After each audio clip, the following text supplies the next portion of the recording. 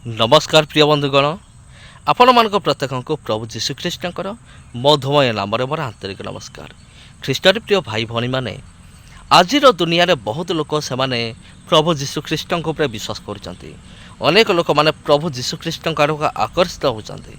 तेरे आज भिडियो आम मैंने देखा जने ब्राह्मण जने पूजक जने पूजारी से किपरि मूर्ति पूजा छाड़ी एवं हिंदू धर्म छाड़ी से किपरि प्रभु जीशुख्रीष्ण को विश्वास कले से किपरि प्रभु जीशुख्रीष्ण को से ग्रहण कले। तबे प्रिय बंधुगण बहुत बड़ कथा आजिकाली अनेक लोक मैंने अच्छा जमी आप कहली से प्रभु जीशुख्रीष्ण आड़क से आपे आपे से आकर्षित होती ना से कौन से प्रलोभन दिया ना से कौन से भय देखा गोटे गुजब जोटा रही अच्छी जे धर्म परिवर्तन कराऊँच बिल्कुल मिछ अटे। लोक मैंने एमती आज भिडियो आप जो देखिए एमती निजर स्व इच्छा से प्रभु जीशुख्रीष्ण को विश्वास करुँच आ निजर व्यक्तिगत उद्धारकर्ता भाव से विश्वास करुँच। तेरे प्रिय बंधुगण चलतु आउ विलम्ब न करी भिडियो को आम आरंभ करवा। मेरा नाम पुराना विष्णुराम प्रेमनाथ भंडारी था, अभी जेम्स राम भंडारी बोलते हैं, ज्यादा लोग जेम्स राम ही बोलते हैं। मैंने आकर वो प्रभु यीशु मसीह के बारे में बोलने लगे। प्रभु यीशु मसीह किसी जाति का किसी लोगों का परमेश्वर ईश्वर नहीं है, वो सारे मानव जाति का परमेश्वर है। वो सबसे प्यार करता है, इसलिए बाइबल कहती है परमेश्वर ने जगत से ऐसा प्रेम किया कि अपने इकलौते पुत्र को दे दिया, जो कोई उस पर विश्वास करे वो नाश ना हो परंतु आनंद जीवन पाए। वो शांति का प्रभु है, वो तुम्हारी जिंदगी को जानता है, चाहे तुम कोई भी जात के हो, कोई भी प्रकार के इंसान हो, वो तुमसे प्यार करता है, वो शांति दाता है। जब उन्होंने ऐसा बोला तो मेरे को ऐसा लगा कि ये क्या सच है, ये क्यों बोल रहे हैं ऐसा मेरे मन में चिढ़ भी आ रही थी। तो मैंने उसके बाद उन्होंने एक पर्ची दिया मुझे पढ़ने के लिए, बोले इस पर विश्वास करो तुम्हें शांति देगा प्रभु। मैं बोला 33 करोड़ हमारे भगवान हैं, उनका नाम लेने का समय नहीं है, ये 34वां तुम कहां से लेके आए हैं, गोरे लोगों का धर्म। ऐसा बोलकर उस पर्ची को मैंने ऐसे फाड़ के टुकड़े टुकड़े किया और उनके सर पर डाल दिया। सर पर जब डाला उन्हें ऊपर नीचे देखे, मुझे थोड़ा डर लगा कहीं ये मुझे झापड़ तो नहीं मारेगा, लेकिन मन के अंदर मैं सोच लिया था कि ये मारेगा तो मैं भी मारूंगा, अंदर ऐसी सोच रहा था। लेकिन इतनी सोचते ही में 2 मिनट ये ऊपर से नीचे देखे, अच्छे लंबे चौड़े पुलिस इंस्पेक्टर थे वो, मुझे नहीं मालूम था क्योंकि साधारण ऐसे यूनिफॉर्म में नहीं थे, वो अपने सिविल ऐसी ड्रेस में थे। ऊपर से नीचे देखे, थोड़ा डर भी जरूर लग रहा था, मोटे आदमी तो थोड़ा डर रहा था। लेकिन 2 मिनट के अंदर ऊपर नीचे देखने के बाद वो मुस्कुरा के चल दिए। प्रिय भाई और बहनों, जब उन्होंने मुस्कुराकर चल दिए, मेरे दिल में ऐसे तीर के समान इतनी गिलानी हुई, इतना गिल्टी मुझे फीलिंग हुआ। आई डिड रॉन्ग, मैंने गलत किया, मुझे ऐसा नहीं करना था। कुछ भी हो, ये ईश्वर के बारे में बोल रहे थे, प्रेम के बारे में बोल रहे थे, शांति के बारे में बोल रहे थे। जब मैं 33 करोड़ का सह रहा हूं तो एक और हो जाता, उसमें क्या था। कुछ भी हो, ईश्वर के बारे में बोल रहे थे। ऐसी मेरे मन में बड़ी ग्लानि हुई। I was so emotional, guilty, ऐसा फीलिंग हुआ। उसके बाद कभी भी जब मैं ये काले किताब को पकड़ते हुए, बाइबल पकड़ते हुए देखता था तो मुझे इनसे डर लगता था। I used to keep away, उनसे दूर रहता था, कभी इनके करीब में नहीं आया, दूर रहा इनसे, मैं इनके करीब नहीं जाता था।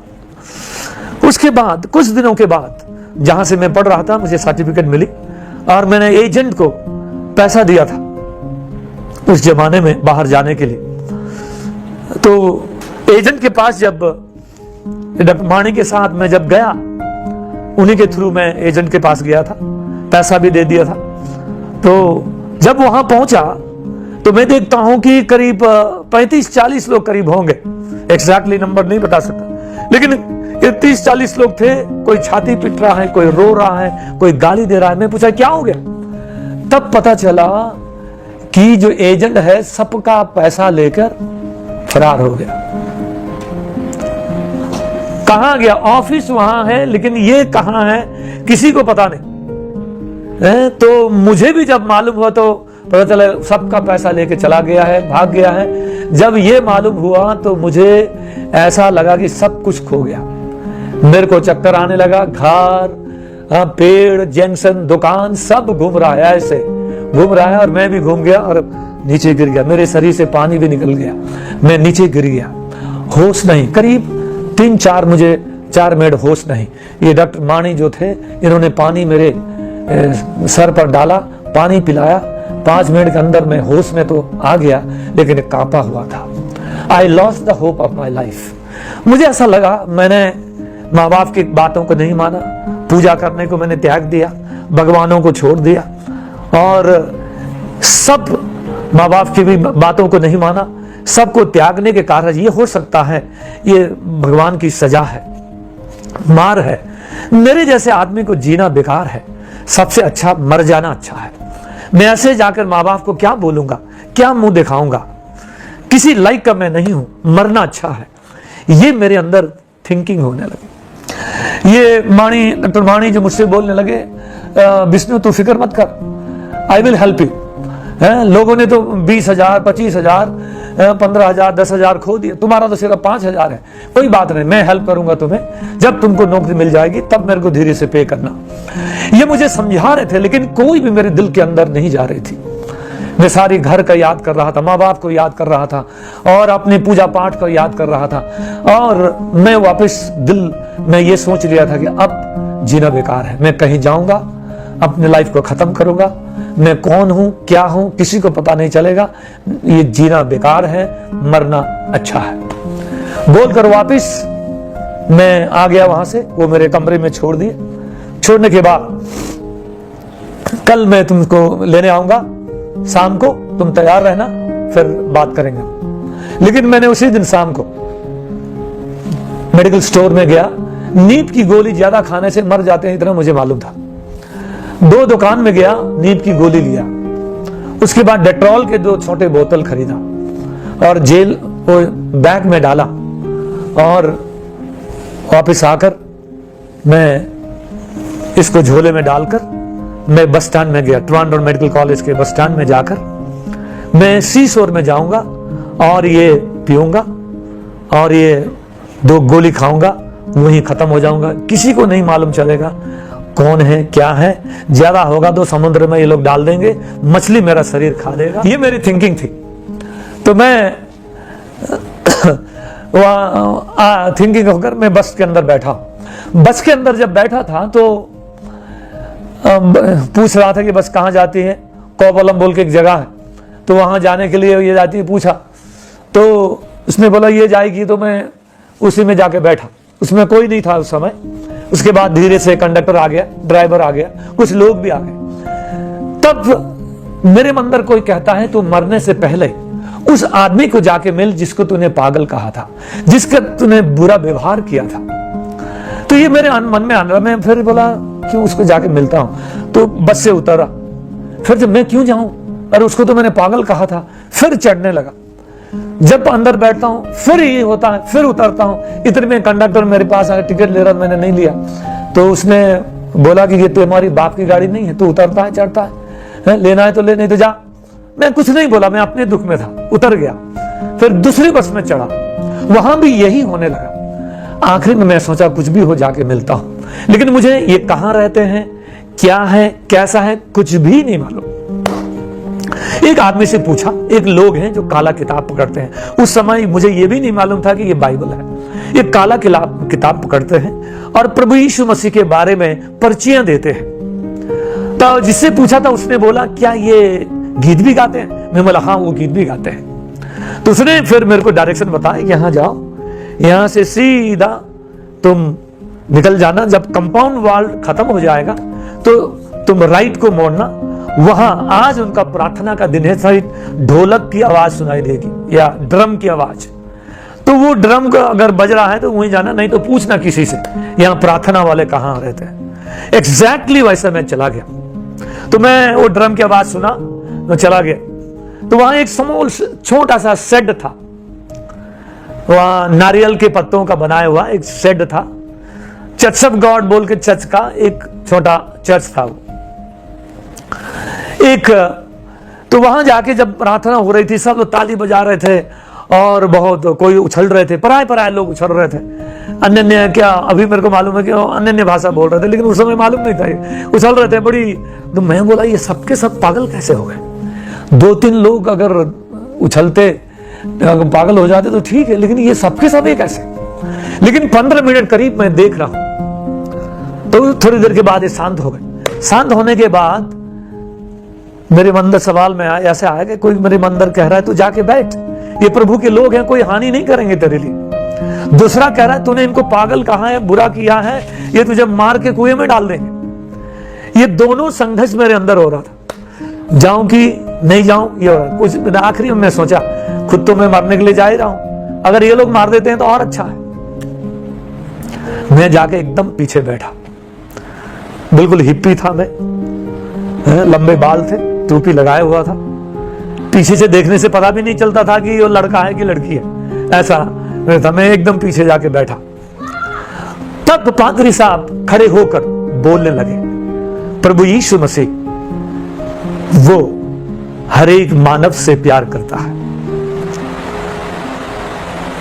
वो तुम्हें शांति देना चाहता है। वो किसी जात और भात को परमेश्वर ने नहीं बनाया है, परमेश्वर ने सिर्फ 2 जात बनाया है, स्त्री एंड पुरुष। बाकी जात और भात के जो मनुष्य का बनाया हुआ ढकोसला है, परमेश्वर ने नहीं बनाया है। परमेश्वर सबसे प्यार करता है, परमेश्वर का वचन प्यार है और तुमसे प्यार करता है। वो तुम्हें जानता है और तुम्हारे लिए वो क्रूस पर बलिदान हुआ, तुम्हारे अपराधों को, पापों को उसने अपने ऊपर ले लिया। इसलिए तुम्हें शिफा देने के लिए, तुम्हें शांति देने के लिए, तुम्हें जीवन देने के लिए, तुम्हें मार्ग दिखाने के लिए यीशु ने अपने जीवन को क्रूस पर बलिदान कर दिया।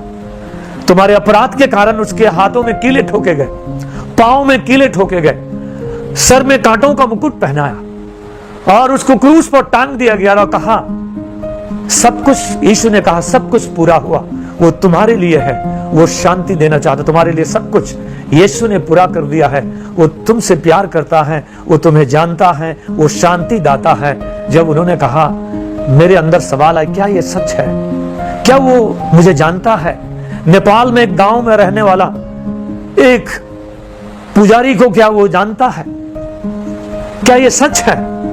अगर ये सच है तो इस यीशु को मैं जानना चाहता हूं, अनुभव करना चाहता हूं। मुझे प्रार्थना नहीं मालूम, मुझे अपना पूजा का प्रार्थना मालूम था, जो सुबह उठ के चंद्रमा मनसो जातक सो सुजो जो अजायत हम सुभान संजूता विदानम करो तुम्हें प्रथमम सलपुत्री च द्वितीयम ब्रह्मचारिणी हम सुभान संजूता विदानम करो तुम्हें अग्नि नादेव मानसदु शत्रुवश्रे गतोरणे।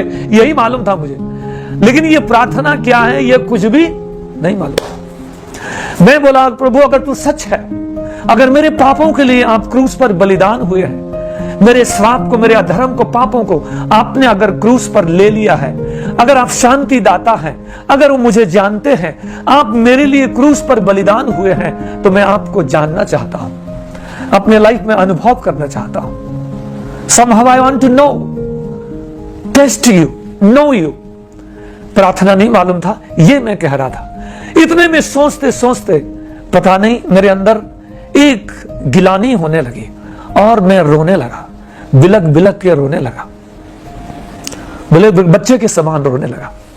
उसके बाद ये पास्टर C.I. एलेक्स थे, उनके पास जाकर उनके पांव पर मैं गिर पड़ा। उन्होंने बोला, बेटा तुम मुझसे माफी मत मांगो, तुम यीशु से मांगो। मैं घुटने में जाकर मैंने कहा, प्रभु मैं पापी हूं, आपके और आपके लोगों के खिलाफ मैं बहुत बुरा भला कहा हूं, मुझे क्षमा कर, मेरे दिल में आ, मुझे शांति दे। ये 4 शब्द मैं बार बार रिपीट करते रोते रहा था, अपने आप को कंट्रोल नहीं कर पा रहा था, ऐसे रोते कहने लगा। उसके बाद पासवान ने मुझे, मैं खड़ा हो गया, वो मुझसे पूछने लगे तुम कैसे यहां आए? तो मैंने अपनी कहानी बताई और ये जो मेरे झोले में था इस बात को उनको दिखाई। तो उन्होंने कहा, वो मेरे दोनों हाथ से गले लगाकर, मेरे से लपेट कर वो भी रोने लगे, मैं भी रोने लगा। और उन्होंने कहा, यदि तुम बुरा मत मानो तो मेरी 3 बेटियां हैं, तुम मेरे साथ रह सकते हो, यहां तुम मेरे बेटे हो। ये प्रभु की योजना है कि तुम इस प्रकार से यहां, तुम यूं ही नहीं आए हो, प्रभु ने तुम्हें यहां लाया है। पास्टर ने मुझे अपने घर में रहने की पनाह दी। उसी दिन मैं जाकर अपना सामान लाकर उनके साथ मैं उनके घर में रहा। उन्होंने मुझे न्यू टेस्टमेंट दिया। मैं आपको कहना चाहता हूं, मेरी जिंदगी उस दिन, मेरी जिंदगी बदल गई। यीशु मेरे दिल में प्रभु होकर मेरे दिल में आया, मेरी जिंदगी बदल गई। और उस दिन से लेकर आज के दिन तक मैं कहना चाहता हूं आप लोगों को कि यीशु भला है, वो विश्वास योग्य है। All may let you down, but Jesus will never let you down. सब आपको छोड़ देंगे, भूल सकते हैं, लेकिन प्रभु आपको कभी नहीं छोड़ेगा, कभी नहीं भूलेगा।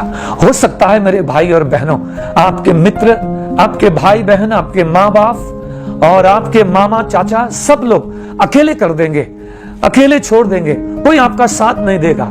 लेकिन मैं अपने जीवन के अनुभव से मैं आपको कहना चाहता हूं, यीशु आपको कभी नहीं, कभी नहीं, कभी नहीं छोड़ेगा। वो आपके साथ रहेगा और आपको शांति देगा, आपको जीवन देगा। ये प्रभु ने मेरे जीवन में ऐसा अनुग्रह दिया और यीशु को पहचानने की सौभाग्य मुझे मिला। आज अगर मुझसे आप सवाल पूछोगे, मेरे पास एक जवाब है, जेम्स या विष्णु, तुम्हारी जिंदगी के सबसे सुनहरा, सबसे अच्छा सौभाग्य अगर तुम अपनी जिंदगी में कहोगे तो किस बात के लिए कहोगे? मैं कहूंगा वो दिन मेरे लिए सबसे सुनहरा, सबसे अच्छा और उत्तम दिन था जिस दिन यीशु मेरे जीवन का प्रभु हो गया, जिस दिन मैं उसका संतान बन गया। वो दिन मेरे लिए सबसे श्रेष्ठ है, सबसे सुनहरा है, सबसे अच्छा है। आज मैं प्रभु के लिए जीना चाहता हूं। मेरा उद्देश्य ये नहीं कि मुझे प्रभु से क्या मिलेगा, मेरा उद्देश्य यह है कि मैं प्रभु के लिए क्या दे सकता हूं।